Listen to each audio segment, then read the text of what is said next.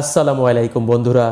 Rice কুকারের বিভিন্ন রকম সমস্যা হয়ে থাকে, তার মাঝে একটি কমন সমস্যা আপনাদের সাথে শেয়ার করব এবং রিপেয়ার করে দেখাবো। এই রাইস কুকারটি হঠাৎ করে কাজ করছে না, অর্থাৎ হিট হচ্ছে না। তো কি কারণে রান্না হচ্ছে না আমরা খুলে চেক করব। এর যে সাপ্লাই কর্ড রয়েছে, পাওয়ার সাপ্লাই কর্ড, তা ভালো আছে এবং আমরা বেস প্লেট খুলে নিয়েছি। তো দেখেন, এই যে রাইস কুকার সকেট, এই সকেট হতে মূলত রাইস কুকারের পাওয়ার রাইস কুকারের ভিতরে যায়, বৈদ্যুতিক পাওয়ার। তো আমরা সকেটের আগে যে কর্ড থাকে, পাওয়ার সাপ্লাই কর্ড, তা চেক করেছি, অবশ্যই ভালো আছে। এবং সকেটের ভিতরের প্রান্ত দেখেন, আমরা চেক করব একটি সিরিজ কর্ড দিয়ে। ভিতরের প্রান্ত হতে দুটি ক্যাবেল থার্মোস্ট্যাট হয়ে রাইস কুকার হিটিং এলিমেন্টে গেছে এবং থার্মোস্ট্যাট ফিউজ হয়ে আরেকটি রাইস কুকারের যে কয়েল বা হিটিং এলিমেন্টের একটি পয়েন্টে চলে গেছে।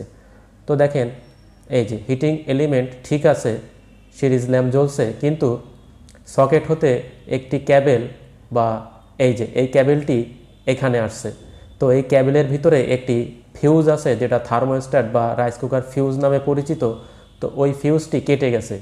ওই ফিউজটি কেটে যাওয়ার ফলে রাইস কুকার কাজ করছে না, অর্থাৎ হিট হচ্ছে না। তো আমরা ওই ফিউজটি পরিবর্তন করব। তো অনেকে এটাকে রাইস কুকার ফিউজ বলে বা থার্মোস্ট্যাট ফিউজ বলে। আমরা পরিবর্তন করার জন্য রাইস কুকারের যে সকেট রয়েছে, এই সকেট খুলব, কারণ সকেটের ভিতরের অংশে একটি স্ক্রু দিয়ে এই ফিউজের একটি অংশ অ্যাডজাস্ট করা থাকে বা লক করা থাকে। তো এই সকেট খুললেই মূলত ওই স্ক্রু খোলা যাবে বা আনলক করা যাবে। তো এতটুকু খুললেই হবে, শুধুমাত্র একটি ড্রাইভার প্রবেশ করে ততটুক ফাঁকা রাখলেই হবে। তো আমরা থার্মোস্ট্যাট ফিউজ বা রাইস কুকার ফিউজের যে এই প্রান্তের যে অংশ, তা খুলে নিচ্ছি। এই যে স্ক্রু আমরা খুলে নিচ্ছি একটি ড্রাইভার ব্যবহার করে। এই যে এই ফিউজটি নষ্ট হয়ে গেছে।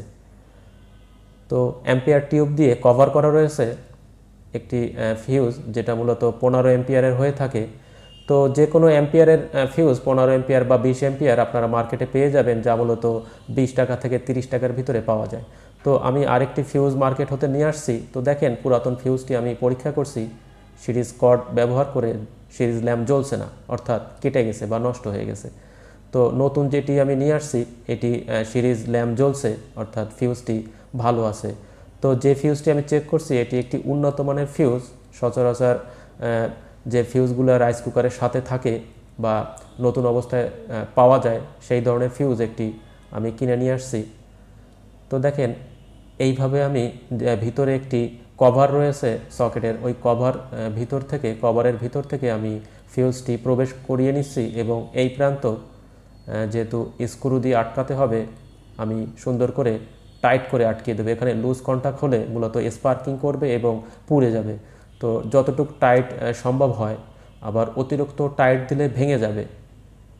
আপনার যে সকেট রয়েছে সেটা ভেঙে যাওয়ার আশঙ্কা থাকে, এই কারণে স্বাভাবিক যতটুকু টাইট করা প্রয়োজন আমি টাইট করে দেবো এবং ভিতরের যে কভার রয়েছে সকেটের, এই কভারটি সুন্দর মতো ওখানে ধরে স্ক্রু দুটি লক করে দেবো বা আটকিয়ে দেবো। তো এই যে সকেটটি আমি সেট করছি, এই সকেটের ভিতরের প্রান্ত একটি প্লাস্টিকের কভার থাকে, যার দুই প্রান্ত মূলত এই যে স্ক্রু টাইট দিচ্ছি, এই স্ক্রু দুটি ওখানে প্রবেশ করে বা লক হয়ে থাকে। তো আরেকটি প্রান্ত, ফিউজের আরেকটি প্রান্ত আমি যে হিটিং এলিমেন্ট বা রাইস কুকারের যে কয়েল, ওই কয়েলের একটি প্রান্তে চলে যাবে।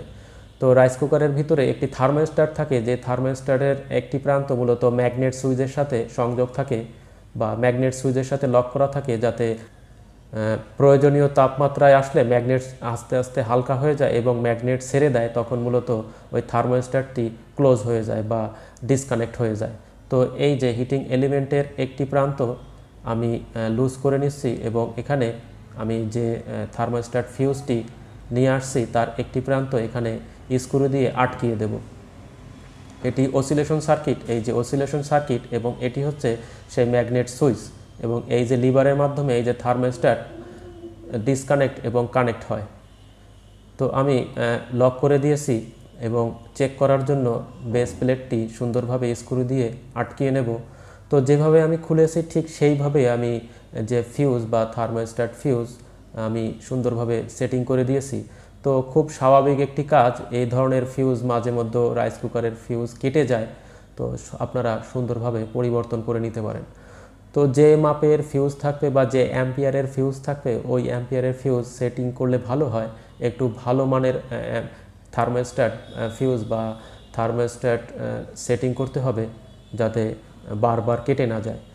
তো দেখেন আমি সেটিং করে দিয়েছি। এবার যে পাওয়ার সাপ্লাই কর্ড তা সকেটের সাথে সংযোগ করে দিচ্ছি এবং আমি একটি ড্রাইভার ব্যবহার করে ম্যাগনেট সুইচ চেপে ধরে আমি অন করে দেখছি।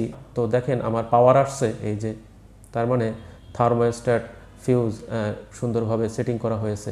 এবার আমি ড্রাইভার ব্যবহার করে ম্যাগনেট সুইচ চেপে ধরে, যেহেতু আমার বাটি নেই, ম্যাগনেট সুইচ চেপে ধরে এই যে অন করে দিয়েছি এবং কুকিং ইন্ডিকেটর জ্বলছে। অল্প সময়ের ভেতর এবং খুব সহজ প্রক্রিয়ায় রাইস কুকারের ফিউজ পরিবর্তন করে আপনাদের দেখিয়েছি।